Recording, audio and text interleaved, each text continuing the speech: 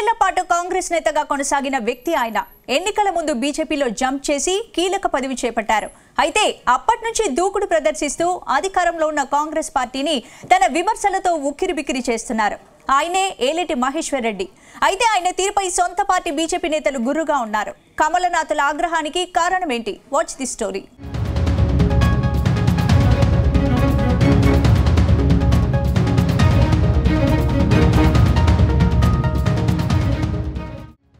Eleti Maheshwar Reddy BJP శాసనసభ పక్షనేత ఆయన.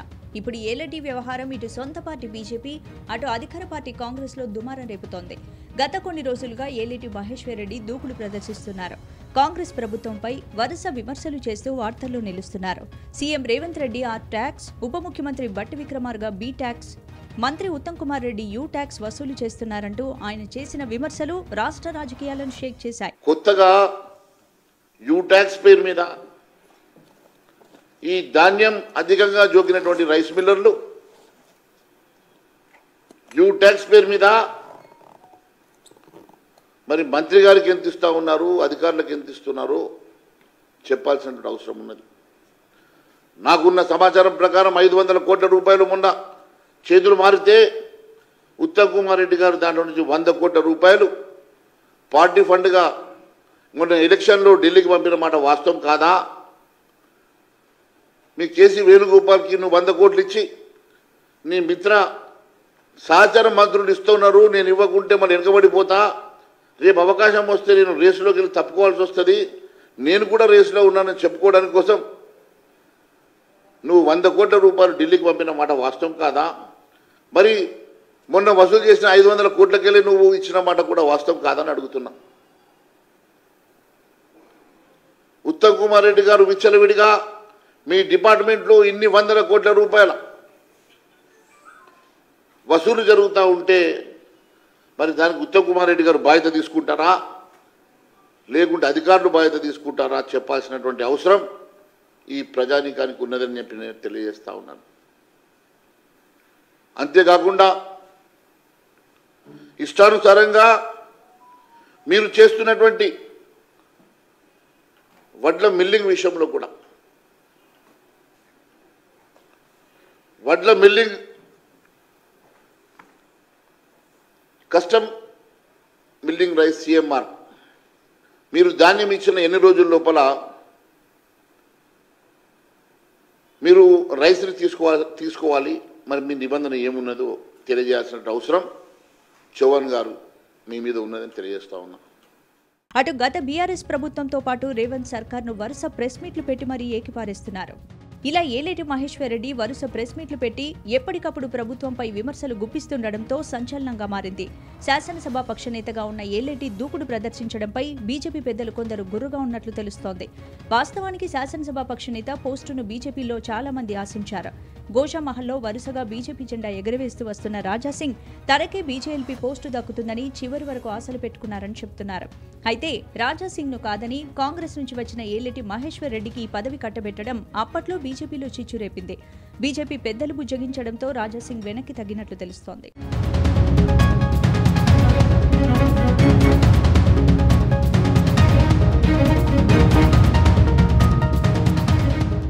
ఏలేటి రాజకీయ ప్రస్థానం చూస్తే 2009లో ప్రజారాజ్యం పార్టీ ద్వారా రాజకీయాల్లోకి వచ్చిన ఆయన నిర్మల్ నియోజకవర్గం నుంచి పోటీ చేసి తన సమీప ప్రత్యర్థి కాంగ్రెస్ పార్టీ అభ్యర్థి అల్లుల ఇంద్రకరణ్ రెడ్డిపై 2545 ఓట్లతో గెలిచి తొలిసారి ఎమ్మెల్యేగా అసెంబ్లీకి ఎన్నికయ్యారు.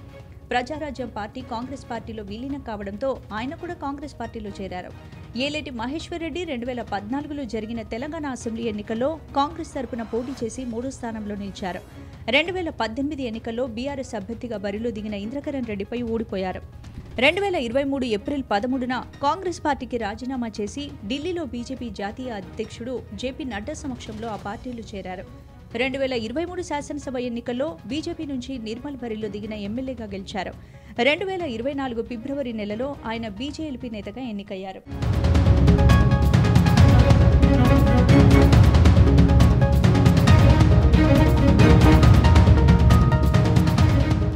కాంగ్రెస్లో 10 ఏళ్లు కొనసాగి ఇప్పుడు రేవంత్ రెడ్డి సర్కార్పై ఏలేటి మహేశ్వర్ రెడ్డి ఇంతలా విరుచుకుపడడానికి కారణమేంటన్న చర్చ జరుగుతోంది.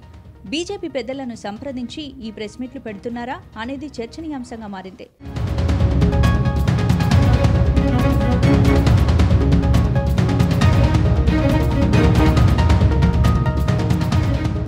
బీజేపీ సంస్కృతికి భిన్నంగా ఏలేటి మహేశ్వర్ రెడ్డి ఏకపక్షంగా వ్యవహరిస్తున్నారన్న వాదనలు కూడా ఉన్నాయి.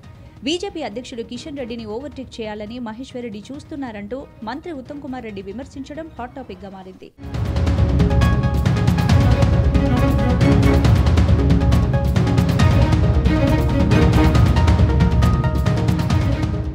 ఢిల్లీ బీజేపీ పెద్దలకు డబ్బులు పంపి మహేశ్వర్ రెడ్డి బీజేఎల్పీ పదవి దక్కించుకున్నారని కూడా ఉత్తమ్ కుమార్ రెడ్డి విమర్శించారు. అటు బీజేపీలో మహేశ్వర్ రెడ్డి వ్యవహారంలో సీనియర్లు గుర్రుగా ఉన్నారన్న వార్తలు సైతం సంచలనంగా మారాయి. ఏలేటికి పార్టీ హైకమాండ్ ఫ్రీ హ్యాండ్ ఇచ్చిందా లేక ఆయనే దూకుడు వ్యవహరిస్తున్నారా అన్న చర్చ జరుగుతోంది.